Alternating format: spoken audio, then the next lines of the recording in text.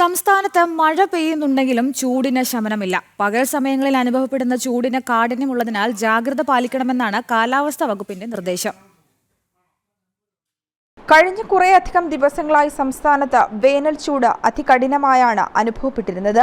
എന്നാൽ ചൂടിന് ആശ്വാസമേകി ഏതാനും ദിവസങ്ങളായി സംസ്ഥാനത്തിന്റെ പലയിടങ്ങളിലും വേനൽ മഴ എത്തിയത് ആശ്വാസമേകുന്നുണ്ടെങ്കിലും ചൂടിന് ശമനമില്ല. പകൽ സമയങ്ങളിൽ കഠിനമായ ചൂടാണ് അനുഭവപ്പെടുന്നത്.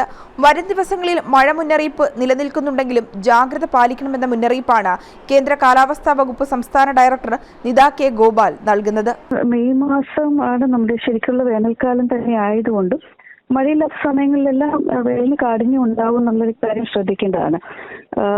പക്ഷെ ഇപ്പൊ ഇനി ഒരു കുറച്ച് ദിവസങ്ങളിൽ നമുക്കൊരു ന്യൂനമർദ്ദ പാത്തിയുണ്ട്, ഒരു ചക്രവാത ചുഴിയുണ്ട് നമ്മുടെ കൊമോറിൻ ഏരിയ, അതായത് നമ്മുടെ ഉപഭൂഖണ്ഡത്തിന് തെക്ക് വശത്തായിട്ട് കടലിലായി.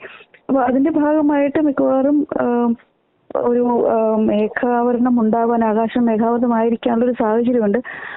അതുകൊണ്ട് ഈ വരുന്ന 2-3 ദിവസങ്ങളിലേക്ക് അത്രയൊരു പ്രശ്നം ഉണ്ടാവില്ല. പക്ഷേ മഴയില്ലാത്ത സമയങ്ങളിൽ എന്നിരുന്നാലും, അല്ലെങ്കിൽ ആകാശത്ത് മേഘമില്ലാതിരിക്കുന്ന സമയത്ത് തീക്ഷ്ണമായ സൂര്യരശ്മികൾ തന്നെയായിരിക്കും നമുക്ക് കിട്ടുക എന്നുള്ളത് കൊണ്ട് ഈ മഴയില്ലാത്ത സമയങ്ങളിൽ അധിക സമയം വെയിലത്ത് നിന്നാലും ഈ നമ്മൾ വേനൽക്കാലത്തുണ്ടായിരുന്ന അതേ വേനൽക്കാലം തന്നെയാണ്. അപ്പൊ അതുകൊണ്ട് അധിക സമയം വെയിലത്ത് നിൽക്കാതിരിക്കുക തന്നെയാണ് ഇപ്പോഴും ശരിയായ ഒരു നടപടി പറയുന്നത്.